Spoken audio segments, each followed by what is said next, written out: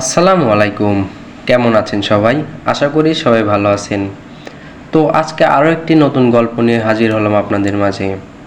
গল্পটি হচ্ছে সততা ও পুরস্কার।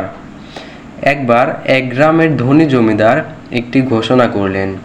তিনি বললেন, যে ব্যক্তি আমাকে সবচেয়ে সৎ কাজের উদাহরণ দেখাতে পারবে, আমি তাকে বড় পুরস্কার দেব। গ্রামের অনেক মানুষ জমিদারের কাছে এলো এবং তাদের কাজের গল্প বলল।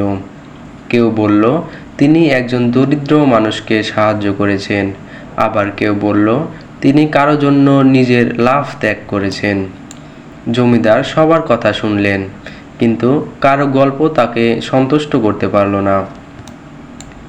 একদিন একটি ছোট ছেলে তার বাড়ি থেকে বেরিয়ে বাজারে যাচ্ছিল। সে পথে একটি থলে দেখতে পেল। থলেটি খুলে দেখে সেখানে অনেক টাকা।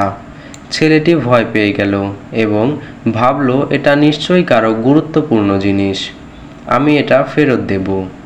ছেলেটি গ্রামে ফিরে এলো এবং ঘোষণা দিল যে সে একটি থলে পেয়েছে। এক বৃদ্ধ লোক ছুটে এসে বলল, এটা আমার থলে, আমি এটি হারিয়ে ফেলেছিলাম। এখানে আমার ছেলের চিকিৎসার জন্য টাকা ছিল। ছেলেটি এক মুহূর্ত সময় নষ্ট না করে থলেটি ফেরত দিয়ে দিল। বৃদ্ধ লোকটি তাকে ধন্যবাদ জানালো এবং আশীর্বাদ করলো। এই ঘটনাটি জমিদারের কান পর্যন্ত পৌঁছালো। জমিদার ছেলেটিকে ডাকলেন এবং বললেন, তুমি সত্যি সৎ এবং সাহসী, তুমি আমার কাছ থেকে পুরস্কার পাবে।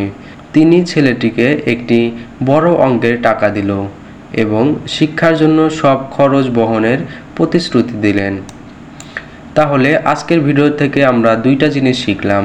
সততা আমাদের জীবনে সাফল্য এবং সম্মান বয়ে আনে। 2, সৎ কাজের মাধ্যমে মানুষের আস্থা অর্জন করা যায়। তাই আমরা চেষ্টা করব সবসময় সৎ কাজে নিয়োজিত থাকার।